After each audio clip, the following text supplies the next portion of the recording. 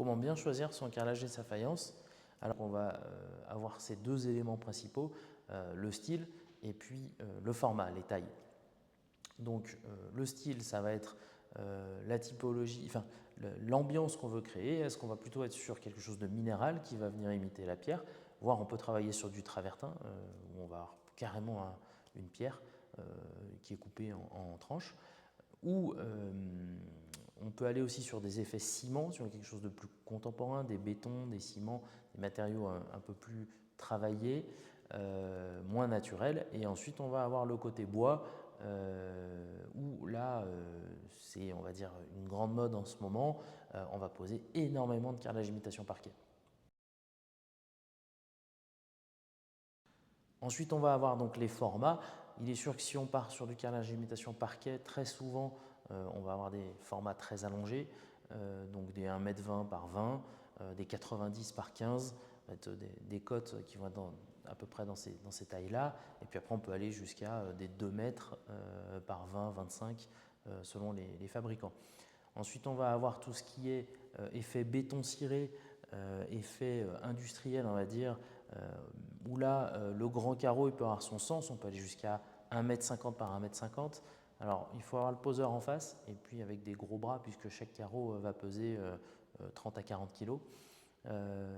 Mais c'est des choses qui peuvent être envisagées. Après, on a les 90-90 qui restent sur des poses un petit peu plus faciles et pas standard, mais voilà, ça commence à être plus dans le courant.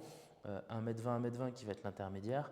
Et la plupart du temps, si on veut rester sur un coût pose et un coût maîtrisé de fourniture du carrelage, les 60-60 ou 75-75 vont être très bien.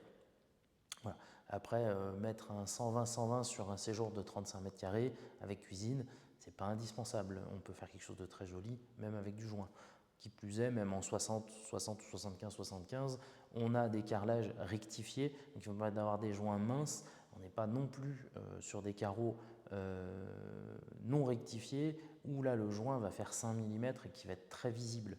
On a aussi, quand on va choisir son carrelage, on a les joints qui peuvent être assortis. Est-ce qu'on va aller marquer le joint pour donner plus de rythme, ou est-ce qu'on va l'effacer pour donner l'effet aussi d'avoir une plus grande surface continue? Alors pour la faïence, c'est un petit peu différent. On a des choix, on va dire, toujours sur les matières qui vont être identiques, mais on va rajouter souvent des textures. On va pouvoir avoir des carreaux lisses comme un sol, ou qui vont être beaucoup plus texturés avec des vagues, avec l'effet métro parisien que tout le monde connaît, avec même des fois des triangles, des biseaux. Enfin, il y a plein de possibilités sur la faïence qui peuvent apporter de la texture. Voilà. Souvent, ces carreaux très texturés, on va les mettre avec parcimonie, on va les mettre que sur des petites zones et éviter derrière les robinetteries, puisque on n'arrive plus à avoir le contact de la robinetterie sur la faïence. Et on a la possibilité d'avoir des revêtements brillants ou mat. Alors brillant dans les salles d'eau, ça fonctionne bien. Brillant dans une pièce de vie, attention à l'entretien, ça va être compliqué. Au même titre que le mat, très mat dans le séjour, va être assez difficile à l'entretien. Alors on va parler des critères de choix qui vont être au nombre de 4. C'est les questions que tout le monde se pose, qu'on a l'habitude d'avoir. Et donc l'idée c'est de les décomposer pour vous faciliter ce choix.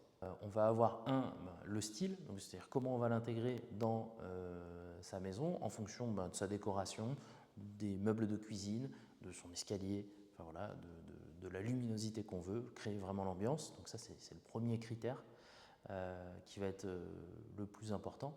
Souvent quand on va définir tel style, le fabricant va avoir tel ou tel format, on va être un petit peu enfermé.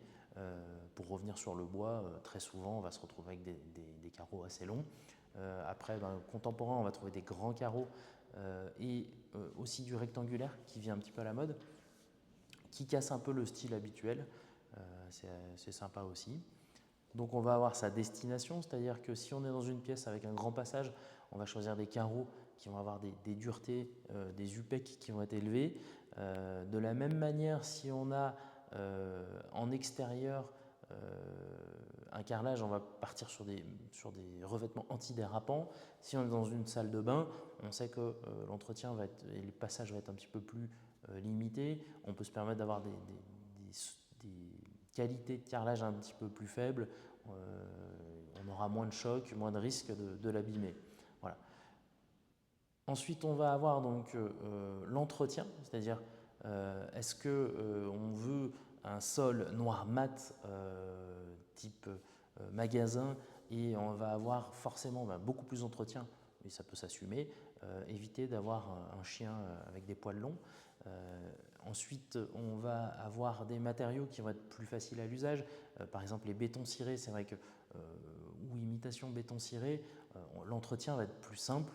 On a des nuances, on a des taches, donc c'est moins flagrant à l'usage. On a le travertin aussi qui est très facile à l'usage puisqu'il n'est pas tout lisse, il va être pareil nuancé, donc on va dire que la poussière va moins choquer ou la moindre tache va moins choquer.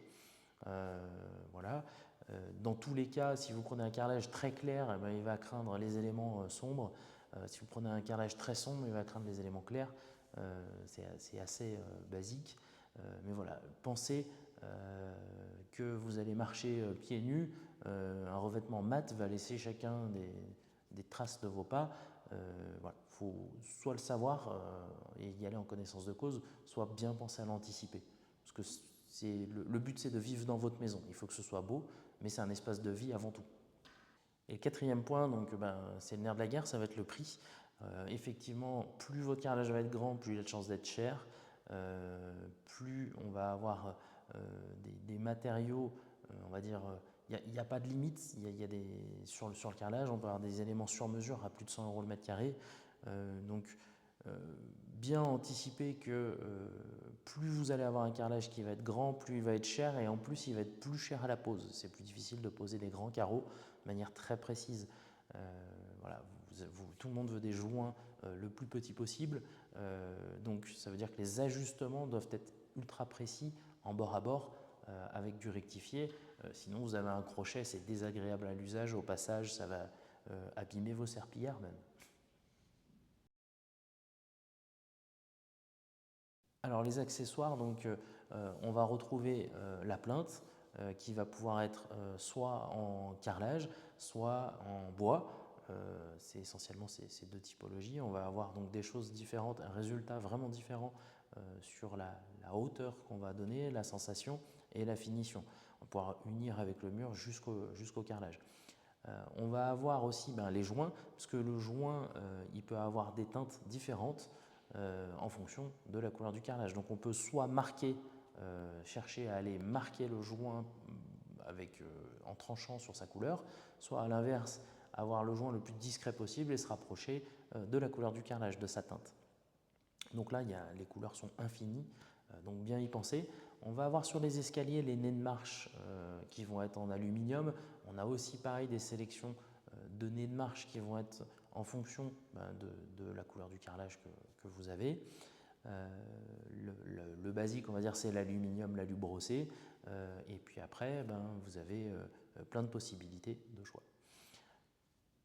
On a même entre chaque pièce, souvent on va changer de revêtement ou de couleur. On a le seuil donc, qui va pouvoir être choisi, donc soit un seuil très discret, petit, mince, soit un seuil marqué. On en a même qui sont en insert.